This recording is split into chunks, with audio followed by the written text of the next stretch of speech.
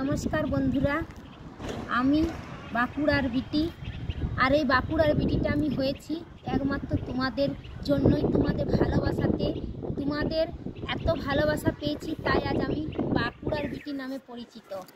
तो ये बाँकुड़ार बिटिर जीवने अनेक झड़ गेছে যাচ্ছে জানি না কতদিন এই ঝড় আমার জীবনে চলতে থাকবে। এই ঝড়ে আমি ঠিকমতো দাঁড়িয়ে থাকতে পারবো না এই ঝড়ে আমি উড়ে যাব। এবার তোমরা বলবে কেন কিসের লেগে।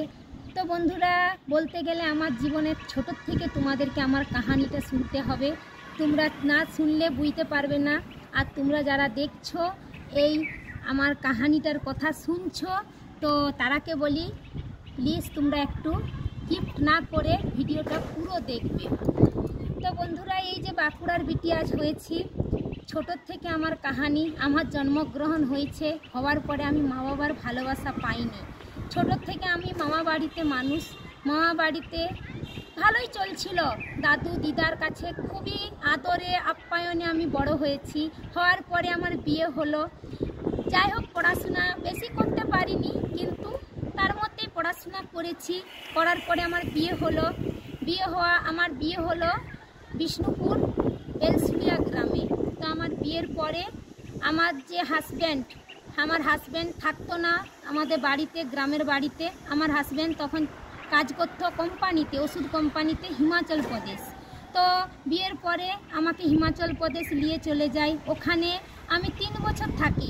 থাকার পরে ওখান থেকে আমরা আবার চলে যাই সিমলাতে যে আমরা 3 বছর থাকি। থাকার পরে তারপরে আমার বাচ্চা হয়, আমার মেয়ে হয় একটি। তো একটি মেয়ে হওয়ার পরে আমরা আবার চলে আসি দিল্লিতে আসার পরে আমার আরও 2টো বাচ্চা হয়। আবার একটি আরও মেয়ে হয় আর একটি ছেলে হয়। তো আমার 3টা সন্তান হলো। হওয়ার পরে আমার জীবনটা চলছিল। আমার জানি আমার স্বামীর কম বেতন, কম পয়সায় আমাকে দিন কাটাতে হতো, সংসার চালাতে হতো। কিন্তু তার থেকেও আমি খুবই সুখী ছিলাম সেটাতেও। তো দিল্লিতে এসে ভগবান আমার একটা এমন পরীক্ষা নিল বন্ধুরা। দিল্লিতে এসে আমার যে স্বামী তার দিলটাই একটা চলে গেল। অনেকই দুঃখের ব্যাপার।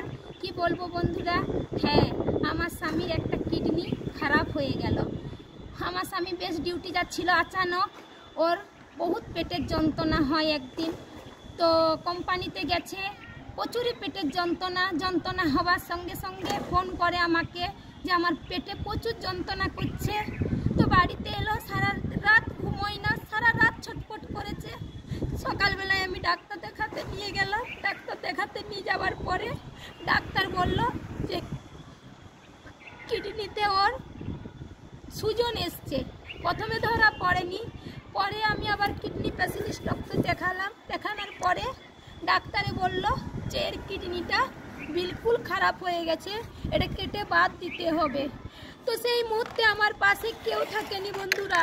সেই মুহূর্তে আমি কি করব, কিভাবে করব? আমার বাচ্চারা খুব ছোট ছোট। আমি কিভাবে আমার স্বামীর অপারেশন করব বাইরে? আমি কিছু জানি না, আমি চিনি না, আমার কাছে কোনো পয়সা থাকে নাই, আর আমার পাশে সেই মুহূর্তে কেউ থাকে নাই। তারপরে আমি আমার শ্বশুর বাড়িতে ফোন করলাম। আমার শ্বশুর বাড়ির লোক আমাকে সবাই সাপোর্ট করেছে, এমনকি আমার মামা ঘরের লোকও আমাকে সাপোর্ট করেছে, আমার মাসিও আমাকে সাপোর্ট করেছে। তো দিয়ে সবাই মিলে আমাকে পয়সা পাঠালো। আমার বড় ভাসুর আমার বাবার রূপে এসেছিল, এসে আমার কাছে আমার সাথে থেকে, আমার পাশে থেকে। সেই মুহূর্তে একমাত্র আমার ভাসুর ছাড়া আমার কাছে কেউ থাকে নাই, আমার নিজের ঘরের লোকও আমার কাছে কেউ থাকে নাই। দিয়ে আমার স্বামীর অপারেশন করালাম। অপারেশন করানোর পরে সকলে পয়সা দিয়েছে। সেই মুহূর্তে তখন 1.5 লাখ টাকা লেগেছিল, আর আমার কাছে 1,500 টাকা থাকেনি বন্ধুরা। তো অপারেশন করালাম। অপারেশন করানোর পরে তারপরে লকডাউন হয়ে গেল। 2020-তে অপারেশন হয়েছে আমার স্বামীর 3 তারিখে। 2020-তে 3 তারিখে অপারেশন হলো, আর 21 তারিখ থেকে লকডাউন হলো। তো ঈশ্বরের অনেক কৃপা যে ওর অপারেশনও হলো, আর আমার ভাসুর গেল বাড়িতে। আর একটা সত্যি আশ্চর্যকর ঘটনা বন্ধুরা, ভগবান সত্যি আমার সাথ দিয়েছে। কেননা আমার স্বামীর তখন রিজাইন দিয়ে দিয়েছিল একটা কোম্পানিতে, আর একটা অন্য কোম্পানিতে জয়নিং লেটার লিয়েছে। আর মধ্যে আমার স্বামীর অপারেশনের মানে এত আমার স্বামী সংঘর্ষ করেছে জীবনের সঙ্গে যে তোমাদেরকে কি বলবো। মানে অপারেশনের 8 দিনের মাথায় সেলাই কেটেছে, কাটার পরে আমার স্বামী কোম্পানিতে জয়েন করেছে। একটা এত বড় শরীর কাটা, সেই কাটা শরীর নিয়ে আমরা ঠিকমতো উঠে দাঁড়াতে পারবো না। আর ওই শরীরে একদম ডিউটি গেছে বন্ধুরা। কেন ডিউটি গেছে, কিসের লেগে গেছে? আমাদের মুখ চেয়ে, আমাদের লেগে, যে আমি যদি ডিউটি না করি আমার বউ বাচ্চাকে কে খাওয়াবে, কে পড়াবে, কে করবে? তো এত বড় একটা মানে শরীরের কাটা শরীর নিয়ে একটা কিডনিতে তখন মানে পুরো শরীর কাটা, সেই অবস্থাতে অপারেশনের 8 দিনের দিনে সে ডিউটি জয়েন করেছে। তো এইভাবে আমার জীবন এখনো পর্যন্ত চলছে, এইভাবেই সংঘর্ষ। জানি না কেমন ভাবে আমার জীবনে আছে। তো আমার স্বামী একটা কিডনিতেই বেঁচে আছে, অনেকই তাকে সংঘর্ষ করতে হয়, কষ্ট করতে হয়। আর আমি বাচ্চা নিয়ে এইভাবে ভাড়া বাড়িতে থাকি। আর ভাড়া বাড়ির তো জানোই তোমরা, আজ এই রুম কাল ওই রুম, এইভাবে আমাদের চলতে থাকে। কেননা লোকের ঘরে তো জানো, কারুর ঘরে নিজের ঘর না থাকলে কি অবস্থা হয়। যারা ভাড়া বাড়িতে থাকো তারা ঠিক জানো যে কতটা অসুবিধা। আর 3টা বাচ্চা, কত খরচা, কত মানে কি বলবো তোমাদেরকে, এত সংঘর্ষ করছি। আর এখন আমার পাশে একমাত্র আমার স্বামী ছাড়া আর ভগবানের দোয়া ছাড়া আমার কাছে কিচ্ছু নেই। আমার বাড়ি ঘরও নেই, আমি বাড়ি ঘরও এখন বানাতে পারি নাই। জানি না কখন বানাতে পারবো কি পারবো না আদৌ। কেননা আজ মাথার উপরে একটা ছাদ, যে কোনোদিনও আমরা এখান থেকে যে থাকবো সেটাও আমি এখনো করতে পারি নাই। আর আদৌ পারবো কিনা সেটাও আমার কোনো জানা নেই।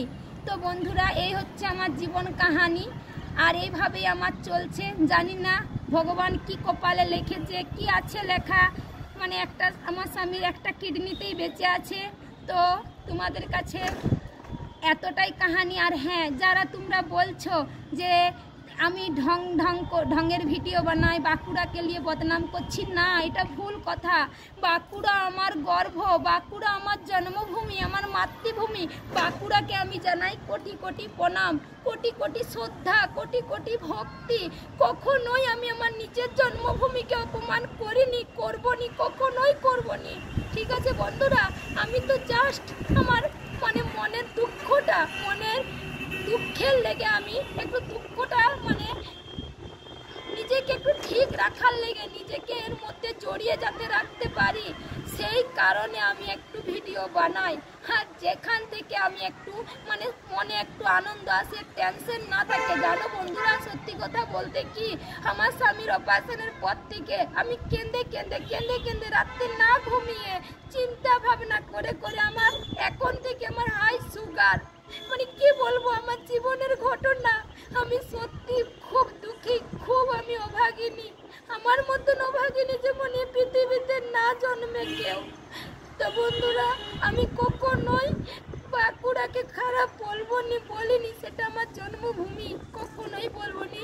আর সত্যি কথা বলতে কি, আমি তোমাদেরকে একটু হাসাবার চেষ্টা করি, একটু মানে মনোরঞ্জন দেওয়ার চেষ্টা করি। তাতে যদি আমাকে কেউ খারাপ পাবো তো সরি বন্ধুরা, ঠিক আছে? এতটাই হয়েছে।